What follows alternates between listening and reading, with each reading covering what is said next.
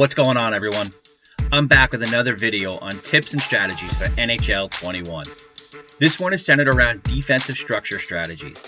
I'm going to go over basic defensive zone structure and also break it down a little further and go into some of the thoughts and sequences that might happen throughout a game away from the puck and what you might have to look out for. When talking D-zone play, we're going to get into two zone defensive strategies played by almost every top club and higher level league team.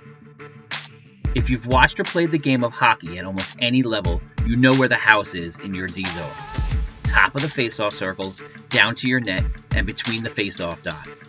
NHL 21 has made this a much more dangerous place to allow the opposing offense, with better abilities to snipe a goalie short side or far side from this area.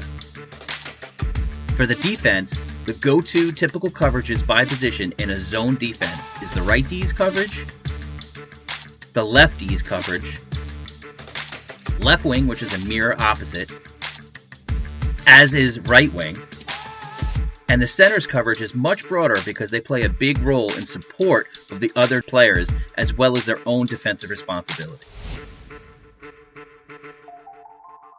The two defenses we're going to be going over here is a 2-3 zone defense and a low zone collapse. In the 2-3 zone defense, two defensemen and one forward, usually the center, are covering the low half of the ice in the defensive zone, while the two wingers are covering the slot and the high point areas. In a 2-3 zone defense, your team needs to be responsible and disciplined. If players begin chasing and or puck watching, a lot can go wrong. On defense, you are always trying to limit the opposing team's options by taking away lanes and limiting their space to force them into situations they don't want.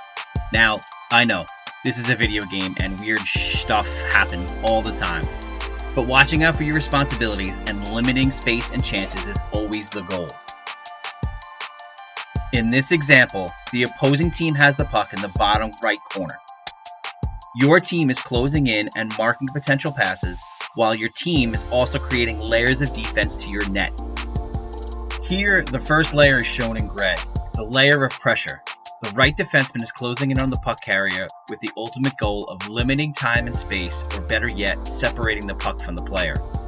They must play this under control and create an angle so that the player with the puck cannot just simply walk around them and head to the net. The second layer is shown in yellow. In this situation, the right winger and the center are aware of both the puck carrier and the closest passing option.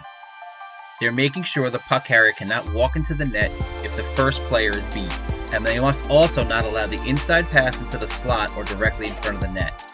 The support player must also try and stay above the goal line to continue protecting the danger area of the front of the net. The final layer here in this example is the front of the net. This one should be self-explanatory, but there are always mistakes made and always opportunities in front of the net here. There should always be at least one defender here. If the puck gets behind the net, this player cannot get sucked into the play unless they know they have support to take over the front of the net to always protect this area. They must also have their head on a swivel and be paying attention at all times and try to stay inside the person's forehand shot. On this play, you see the defender get beat in the corner. The center, in perfect position for support, recognizes that the right wing and the right defenseman have the cross crease, so they immediately attack the puck and cancel out the play. In another great example, the first defender applies pressure to the puck, forcing them to move it. The other defenders have the slot covered, so the only option is behind the net. The defender in front does not chase down low and remains a net front presence.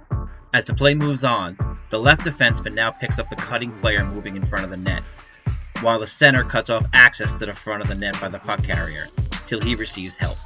Realizing the right defenseman's position, the center can now peel off and play the pass option cutting towards the net. The other defense I wanted to cover is the low zone collapse. This is where all 5 defensive players collapse into the slot and take away as much of the middle of the ice as they can, only allowing perimeter play and point shots. This is great for teams who play behind the net a lot or after a point shot. It allows teams to protect for the odd bounces and prevents the mistake of flying the zone before they have the puck. Teams also alter this by stacking 5 in the middle, but applying constant pressure with the closest defender while everyone else collapses back into the middle. Well, that's it for tips on defensive zone structure. I hope you were able to learn something. Please hit the like button and subscribe, and I'll see you in the next one.